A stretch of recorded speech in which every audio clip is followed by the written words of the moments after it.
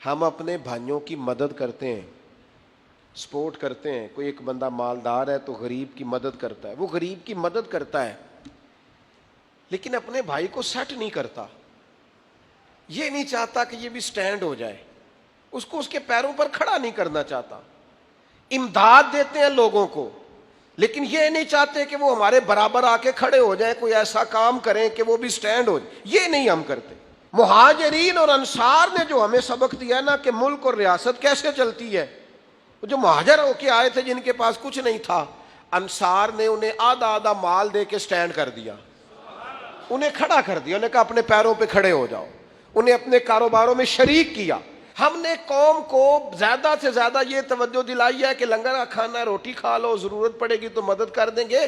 ان کو سٹینڈ کیا جائے. نبی پاک علیہ السلام محنت کی طرف امت کی رغبت دلاتے تھے. حضور فرماتے ہیں بہترین کھانا وہ ہے جو بندہ اپنے ہاتھوں سے محنت کر کے کما کے کھاتا ہے. حضرت داؤد علیہ السلام محنت کر کے کھایا کرتے. رغبت دلائی. نبی پاک علیہ السلام نے حضرت عبد الرحمن ابن عوف رضی اللہ تعالیٰ عنہ کو اور جناب سعد بن ربیع رضی اللہ تعالیٰ عنہ کو بھائی بھائی بنایا تھا. یہ سمجھنے والی بات. حضرت سعد بن ربیع رضی اللہ تعالیٰ عنہ نے فوراً جناب عبد الرحمن ابن عوف سے کہا کہ میں آئے آپ کو اپنا مال آدھا تقسیم کر کے دوں.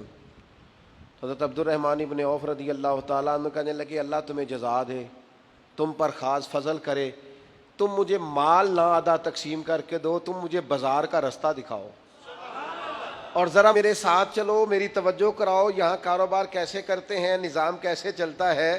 حضرت عبد الرحمن ابن عوف چند دنوں کے بعد ہی بازار چلے گئے اور جا کر کے تجارت کرنی شروع کر دی، کام کرنا شروع کر دیا. او میرے بھائی، نبی پاک علیہ الصلوۃ والسلام نے بھائی کی مدد کرنے کا کہا ہے لیکن بھائی، رشتہ دار، دوست ساری زندگی مدد کے سوالی بن جائے تو اپنی دنیا آپ پیدا کر. اگر زندوں میں ہے جد و جہد کریں، کوشش کریں، ہمت کریں. اور میرا رب بڑا ہی کریم ہے، بندہ تھوڑی کوشش کرتا ہے اللہ اس کی زیادہ مدد فرماتا ہے.